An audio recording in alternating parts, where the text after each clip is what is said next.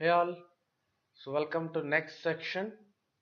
So in this section we will start digging into our basics of Appium. So before we start writing scripting on automating apps, we'll just learn what all we need as a basic setup to make Appium to understand and automate the auto, I mean even iOS apps or it is Android apps, whatever it may be. So basically you need some configuration setup from coding perspective. Till now we have seen configuration setup as a software installations, setting environmental variable paths, and you made your system ready. Okay, you made your environment setup ready.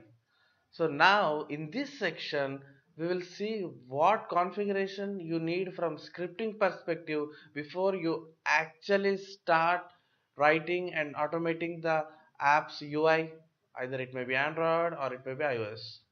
Okay, so first and foremost you need to know about desired capabilities. So what are desired capabilities?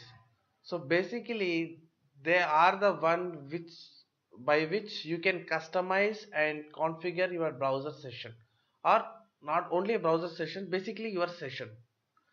So for example, you want to automate a app which is in Android platform and some blah blah blah version, maybe for say Android API 17 or Android API 18 version. Okay, so all this information you need to provide to Appium via desired capabilities class. So desired capabilities is the one which will take our inputs and talk to the Appium server to create session for us. So we need to provide inputs to desired capabilities saying that I need an Android OS in this version number, and I need to automate this particular app. So by providing this information we need to set our session details. Then Appium server takes our details and then it understands and then start invoking that particular OS. It will check whether that OS related stuff is connected to our PC or not. If that is the case, it will connect to that OS, it will open that app and keep us ready to start automating the UI in that API.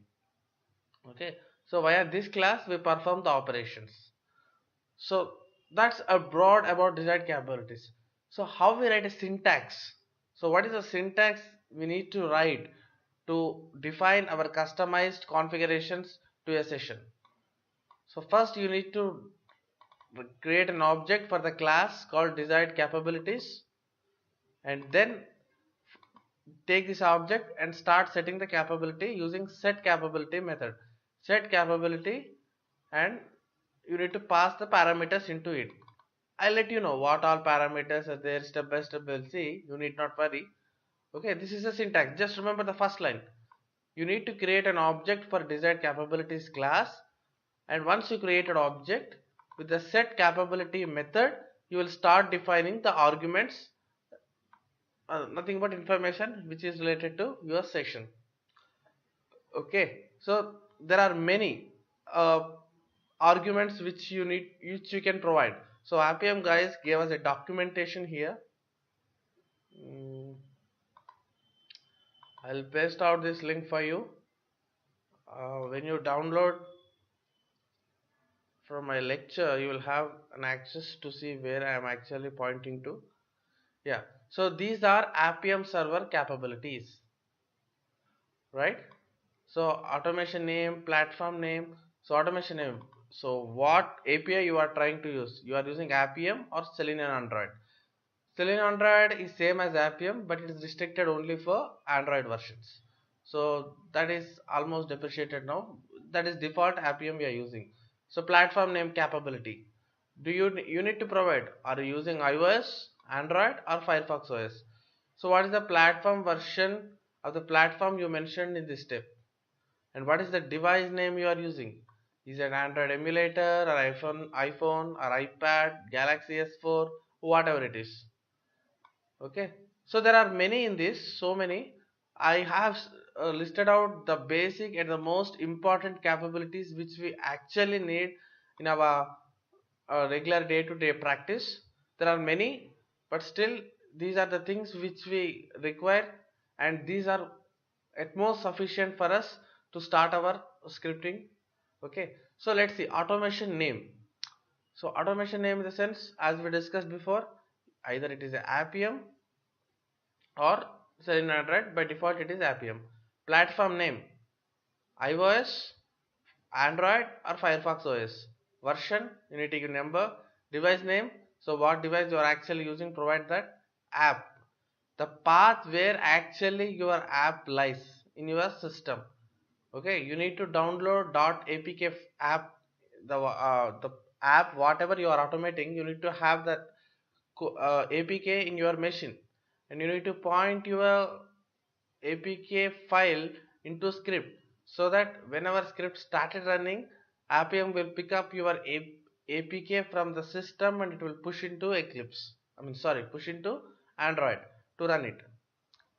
Okay, these are the four necessary to automate a native app in the Android or iOS. These five parameters. Okay.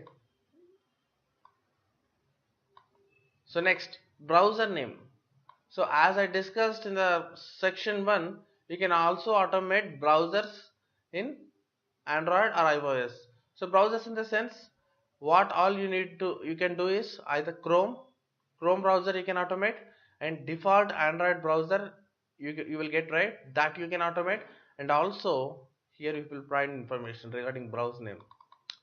You can also automate Safari in iOS, and yeah, Chrome, and browser for Android. Browser in the sense default one which you get when you install Android version, you get normal browser, right, default one.